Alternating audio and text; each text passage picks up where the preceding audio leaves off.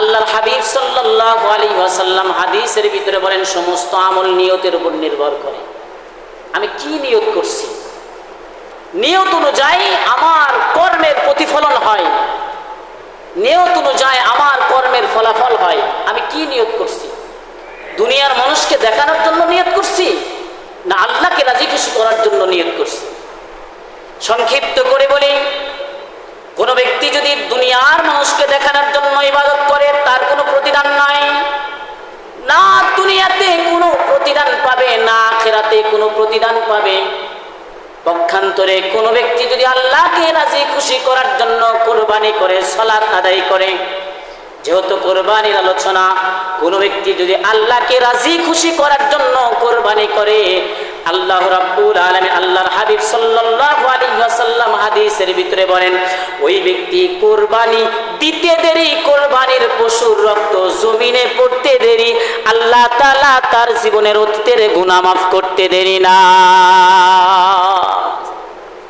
কিন্তু যদি আল্লাহ ব্যতীত অন্য কাউকে খুশি করার উদ্দেশ্য থাকে, তাহলে না দুনিয়া পাবে, না আখিরাত পাবে। দুনিয়াও বরবাদ হয়ে যাবে, আখিরাতও বরবাদ হয়ে যাবে। কোন ব্যক্তি যদি আল্লাহকে রাজি খুশি করার জন্য কুরবানি করে,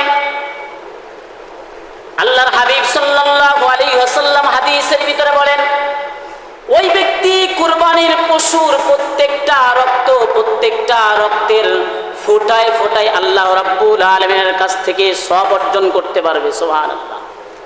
কোন ব্যক্তি যদি আল্লাহকে রাজি খুশি করার জন্য কুরবানি করে, তাহলে ওই ব্যক্তির কুরবানির পশুতে যতগুলো লোম থাকবে, আল্লাহ রাব্বুল আলামিন ওই ব্যক্তিকে প্রত্যেকটা লোমের পরিবর্তে সওয়াব দান করবেন। সুবহানাল্লাহ।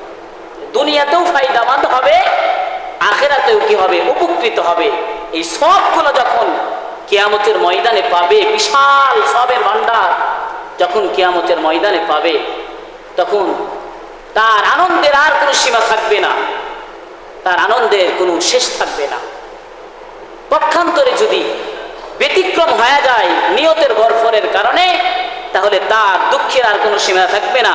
কারণ দুনিয়াতেও আর্থিকভাবে সে ক্ষতিগ্রস্ত হলো, আখিরাতেও সে উপার্জন করতে পারল না। আল্লাহর হাবিব সাল্লাল্লাহু আলাইহি ওয়াসাল্লাম হাদিসের ভিতরে বলেন, কুরবানি কার উপর ওয়াজিব? এই কুরবানি কার উপর ওয়াজিব?